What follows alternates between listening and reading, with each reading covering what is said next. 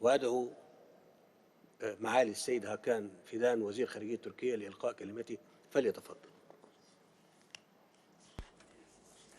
His Excellency, Mr. President, distinguished heads of state and government, dear colleagues, excellencies, this is a crucial juncture where bloodshed prevails over restraint and common sense. Last couple of weeks have already left an indelible mark in our minds. Many of us still find it difficult to believe what has been unfolding. Thousands of innocent civilians are losing their lives in front of our eyes. The situation in Palestine has always been a tragedy. Now it is turning into carnage. There can be no excuse or reason for inflicting such a collective and cruel suffering on human lives, like the one happening in Gaza. We must be unequivocal in condemning and resisting loss of any single innocent life. The international community has to calibrate its actions and messages at this highly critical point.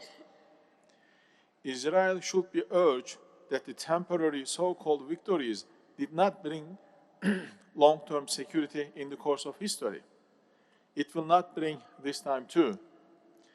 Israel exploits the solidarity of some countries as an open check for unleashing a blind rage on Palestinians, such a rage which even targets mosques and hospitals.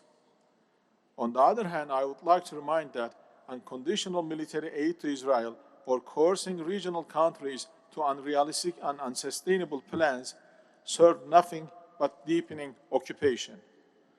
Because these policies omit, neglect, and ignore a vital part of the equation, the Palestinians.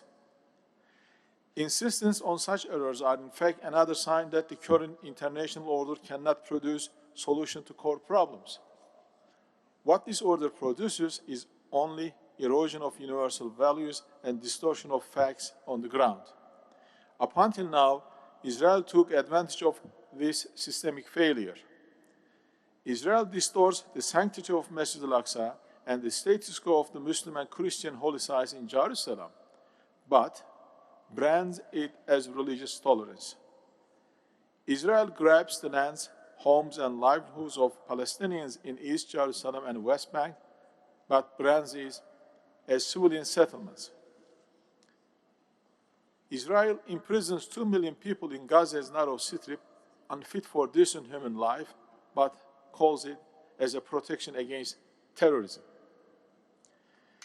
By dehumanizing Palestinian lives, Israel aims to normalize Palestinian suffering. We say never. Never for Palestinians, never for anybody else. If allowed, this crisis can spark wars of global scale through geographical escalation. But it can also serve as a ground for a just and lasting peace. Therefore, at this historic juncture, we have to set the track right. Turkey believes that a right track begins with the cessation of hostilities and unconditional humanitarian aid to Gaza.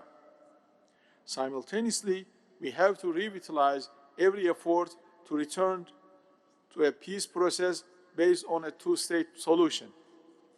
An independent, sovereign, and contiguous state of Palestine along 1967 borders with East Jerusalem as its capital is not only a must for peace, it is also the strategic imperative for international security and stability.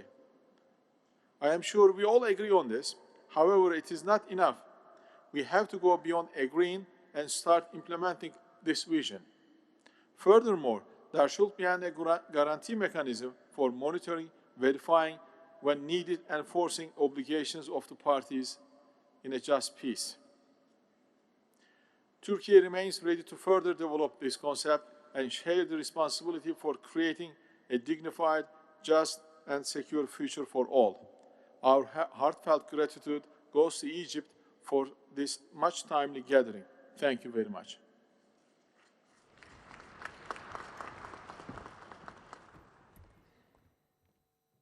أشكر السيد هاكان وزير خارجية تركيا على كلمته.